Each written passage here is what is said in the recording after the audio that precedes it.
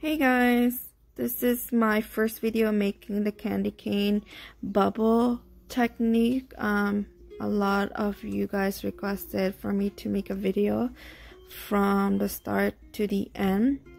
So what I have is the candy cane wreath form. It's about 20 inch in length, and the mesh 21 inch, a zip tie, and a pipe cleaner. And that's all you need to make the candy cane wreath. So the mesh, they do fray at the ends. The more you play with it, the ends do fray a lot. So with the bubble technique, I usually do in each frame, I do 4 to 3 ties. So right now what I'm doing is I'm gathering the ends for you and making sure that the end part is inwards. That's like so. And then I'm right-handed, so I start from the end of my wreath frame. And then I'm going to secure it at the very end with my zip tie. Like so. I actually did it this way so it covers the end part, so when you hang it you won't see the frame as much.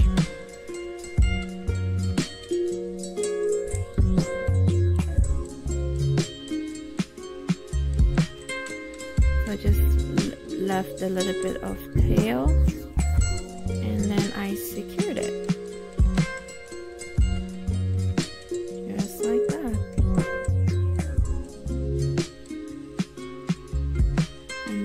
Cut it, the zip tie, and so it covers the end part. And then I twist the zip tie pointing down so it won't scratch the mesh as much. So I'm using my mat, my cutting mat, to help me how much precise I want, like how tight my bubble technique I want. So I'm pulling in, gathering it together, and I do about 10 inches in length. So that's about 25 centimeters if you're using centimeters, but in inches I do 10. So it depends on how short or how long you want the bubble and how much you want in each frame. Like how tight you want or how loose you want, it is up to you. So I secured it like so, and I fluff it out just to get that bubble look. And so I'm showing you the bottom part is secured. So again, it's a repeat section again. I gather everything, making sure the ends the side ends are pointing inside, and then I gather up to 10 inches, get my zip ties all the way, secure it. Usually I secure it in one frame in the middle, either the top or the bottom, or you can secure it with 2 frame in the middle. It is up to you. I just like just using one, so that when I tighten up my zip ties it doesn't squeeze the 2 frames in the middle and it looks so weird, but that's how it is. Yeah, so just keep repeating it just like so, cutting it, and then I would move it downwards where I cut the part so it won't rip the mesh. And so making sure that the ends are pointing down. Again, 10 inches. So this roughly depends on how many, again, like depends how many bubble I want in each frame of the wreath. The last one I did was about 4 or 5, so it's very tight. And this one I did 3. 3 bubbles per frame, so it's a bit looser.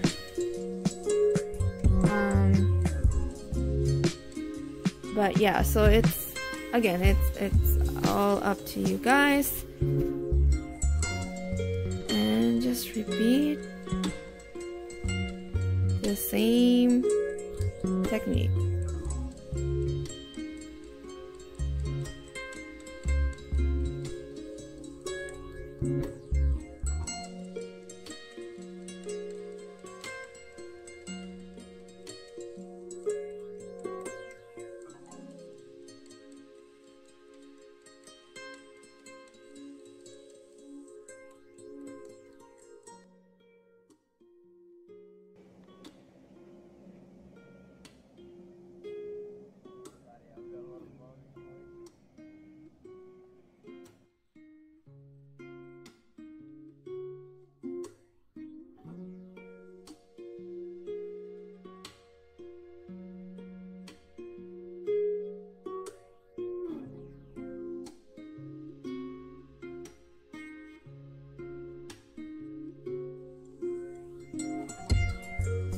So if you do notice, I didn't cut my zip tie right away, so I wanted to make sure that I put all my mesh together.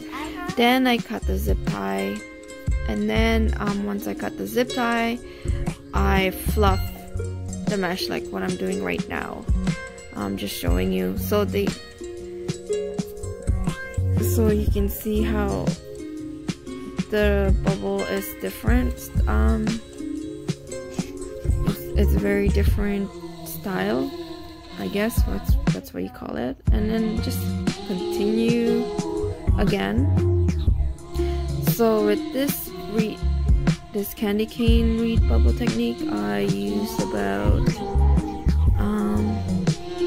2 mesh of the 21-inch wreath.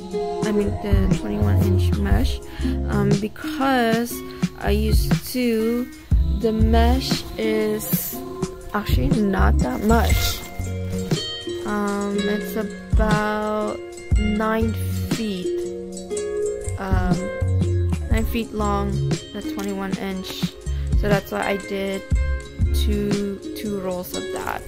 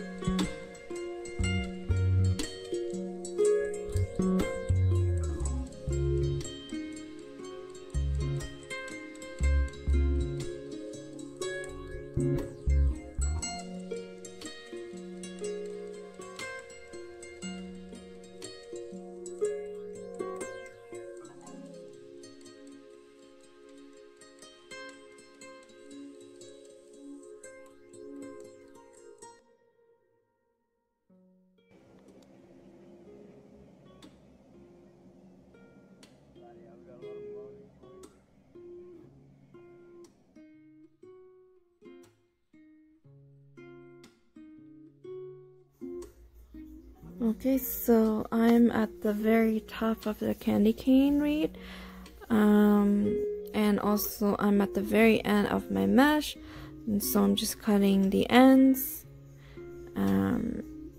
At the top, you make sure you follow the frame, the wreath frame, so that it curves. And I believe this is the last one before I ran out of the mesh, so I'm just securing it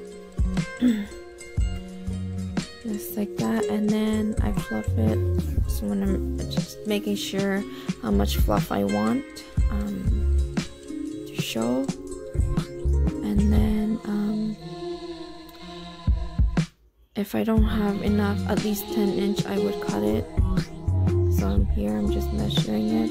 So I don't have enough, so I would cut it, and then I would put a new one, which I'm going to show you. So right now I'm just making sure it's secure. I fluff it out, because now they do look flat, but once it's done, I can guarantee you it's gonna look so nice and fluffy, and just the bubble technique is it looks so full at the end. So I'm doing the same thing with my second mesh. So I'm gathering it and make sure the two sides are pointing inwards. So here I'm showing you how I'm putting it with the pipe cleaner. So this time I'm putting it the other way around, and then I'm twisting it at the back. So just like that. So I'm just twisting it.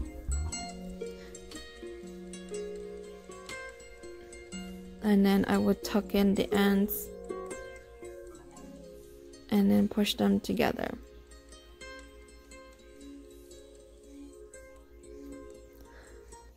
So I'm taking out my pipe cleaner and I'm actually continuing with my zip tie. I like using the zip ties, it's just easier and looks much neater.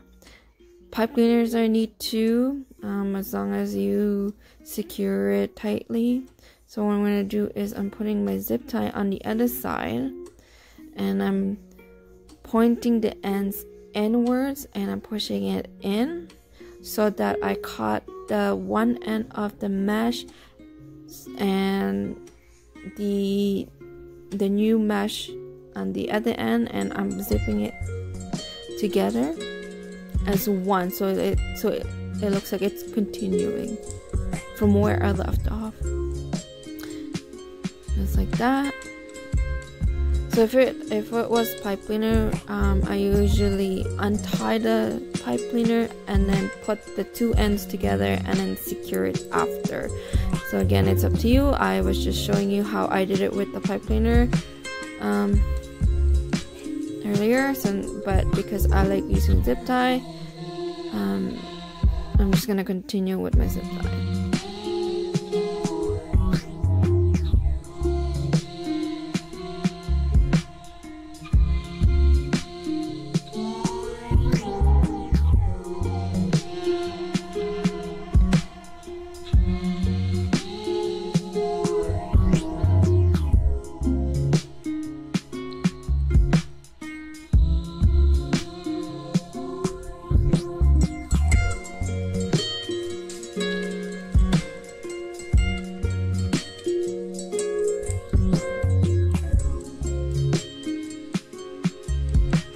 Okay, so I'm at the middle part of the curve, so I'm just gonna continue.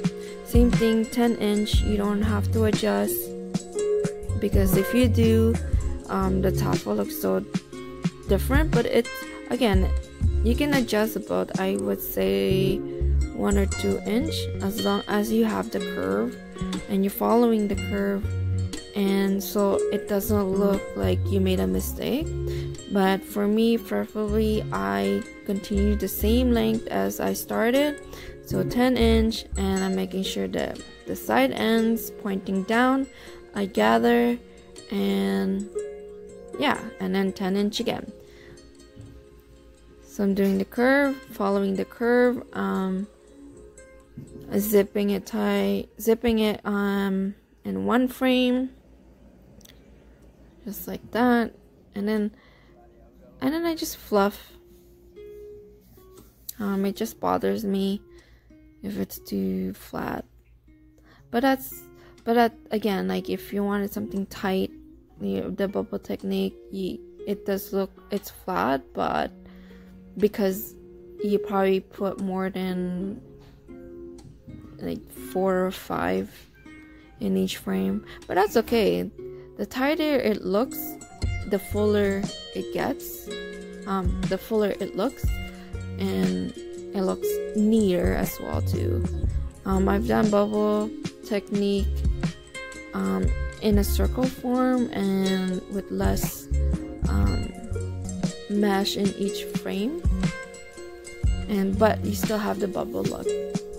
So as you can see, I'm just following the frame And sometimes I alternate from the top middle frame to the second last in the middle frame, just to make sure, again, like to secure it. So I'm almost to the end.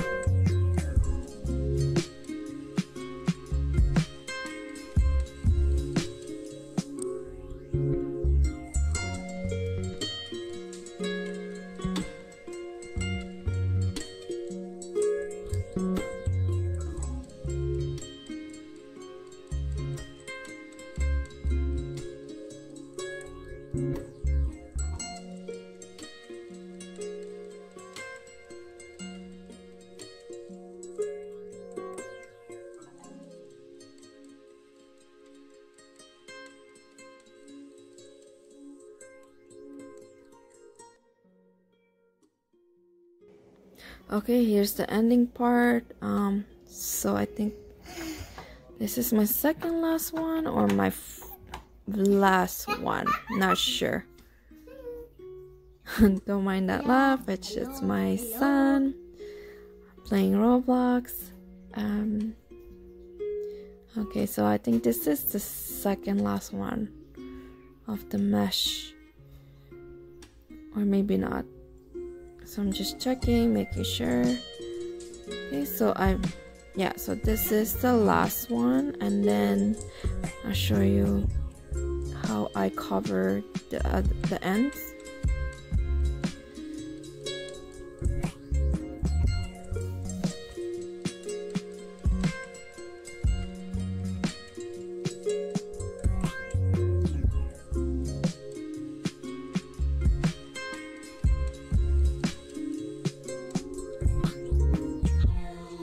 So this is, I believe, the second last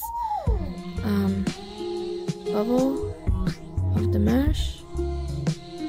I'm just securing it. Sorry again, my son in the background making noise. Okay, so I'm just securing it, and you can see I'm at the very end of my mesh. So again, it's only 9 feet, it's not that much.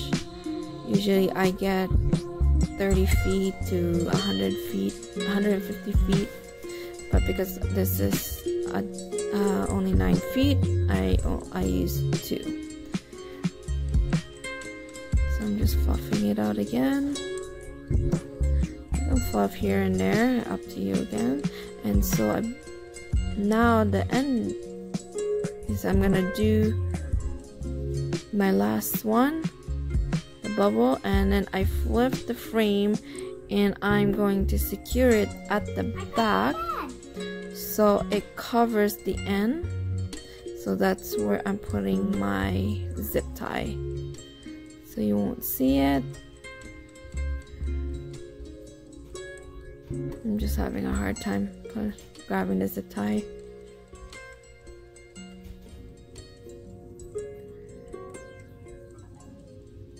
So I just did that, secure it, and then I cut the ends.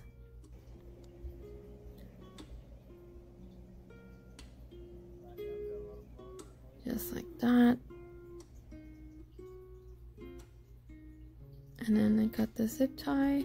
So the 2 ends, they're both covered. So I'm just pointing you. So I did 3, sometimes 2 in each frame. You see how I only zip tie on 1 frame. You can do both frame. I just don't like how it's squeezed in. in the middle. So then I would alternate, and then I cover the end, so it would look very nice that you won't see the frame. Cut my zip tie again, and then I would fluff it out after.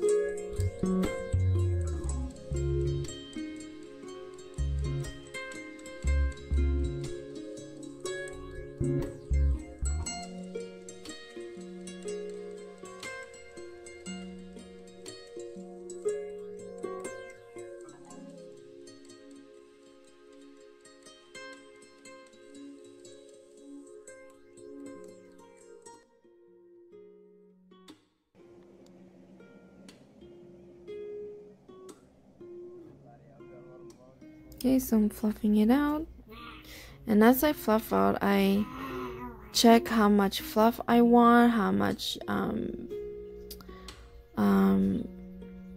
the bubble I want, and making sure that the side ends are still pointing down. It's not showing, so it looks like it's like a continuous frame, the mesh. So at the end, just like that, and it's okay if they're like overlapping. That's the whole point, is when you gather, they do overlap, and then that's when you fluff each bubble, and that's what I'm doing. As you can see, like, you see how they're gathered, they are way inside, and then just try to take it out and just fluff it out, and just like that. End result, ta-da! And then at the end, I would actually cover it so it looks so you won't see, so it doesn't go it's not see-through. I hope you guys like this video.